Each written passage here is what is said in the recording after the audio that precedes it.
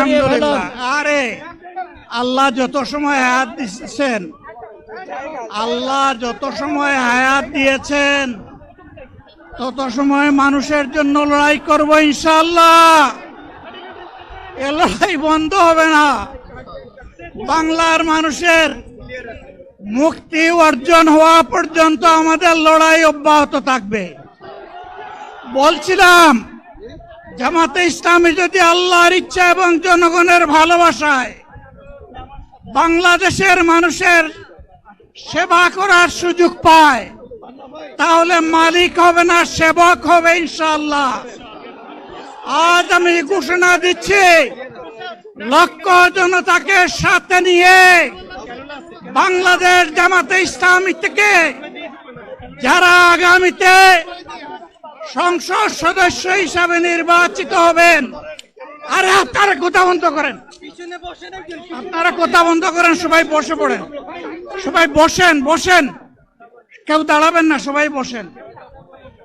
যদি আল্লাহর ইচ্ছায় জনগণের ভালোবাসায় বাংলাদেশ জামাতে ইসলামী থেকে সংসদ সদস্যরা নির্বাচিত হয়ে সরকার গঠন করেন, তাহলে কোন এমপি, কোন মন্ত্রী আগামীতে সরকার কিন্তু প্লট গ্রহণ করবে না।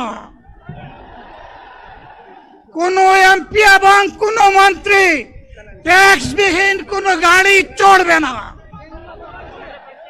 কোন এমপি এবং কোন মন্ত্রী তার নিজের হাতে কোনো টাকা চালাচালি করবে না।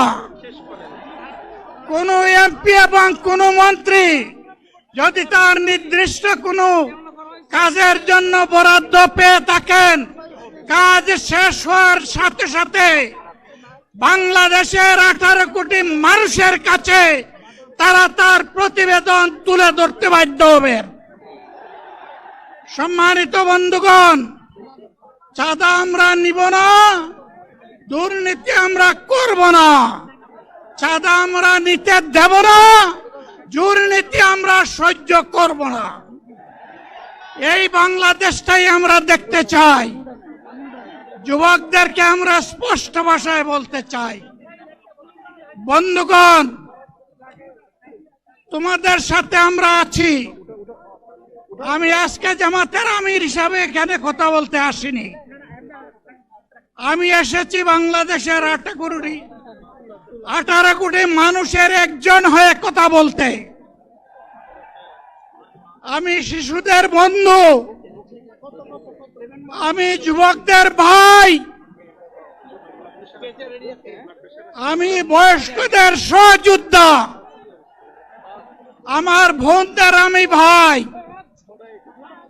সুতরাং তাদের মুক্তির জন্যই আমি দায়িত্ব নিয়ে আজকে এখানে দাঁড়িয়েছিলাম।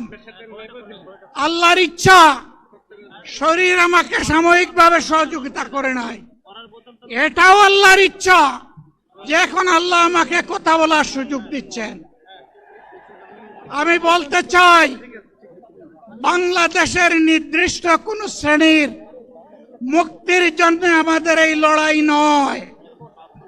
রাস্তার একজন পরিচ্ছন্নতা কর্মী, চা বাগানের একজন শ্রমিক, রক্ত পানি করে ঘাম জড়ানো আমার একজন রিক্সা চালক ভাই মাঠে ময়দানে বাংলাদেশের মানুষের মুখে যারা এক মুঠো ভাত তুলে দিতে চায়, আমার সেই কৃষক বন্ধুটি, আমি তাদের হয়ে আজকে এখানে কথা বলতে এসেছি।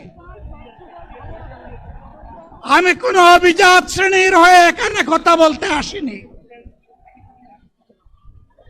আল্লাহ তাআলার অশেষ মেহেরবানি, আজীবন সকল রক্ত চক্ষুকে উপেক্ষা করেছি, জেল জুলুমের পরোয়া করি নাই। আমার আফসোস, 24 সালে জাতিকে মুক্তি দিতে গিয়ে যারা জীবন দিয়ে শহীদ হলো, আমি তাদের একজন হতে পারলাম না। আপনাদের কাছে দোয়া চাই, ইনসাফের ভিত্তিতে একটি দেশ গড়ে তোলার জন্য আগামীতে যে লড়াই হবে, আমার আল্লাহ যেন সেই লড়াইয়ে আমাকে একজন শহীদ হিসাবে কবুল করেন।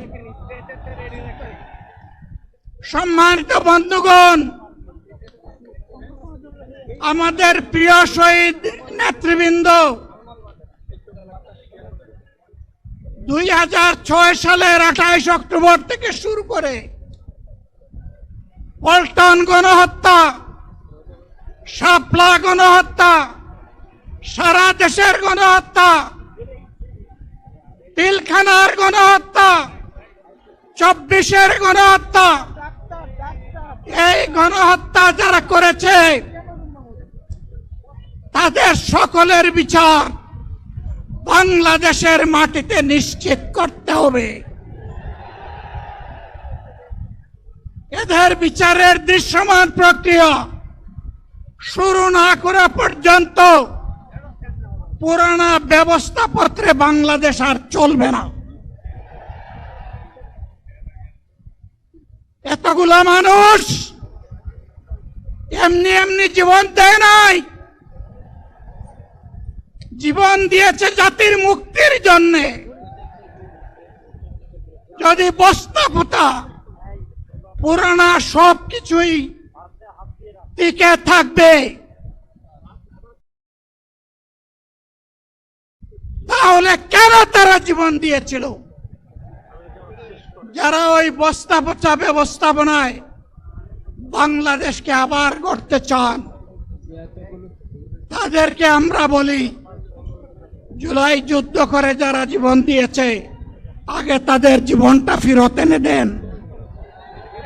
যদি শক্তি থাকে ফেরত এনে দেন।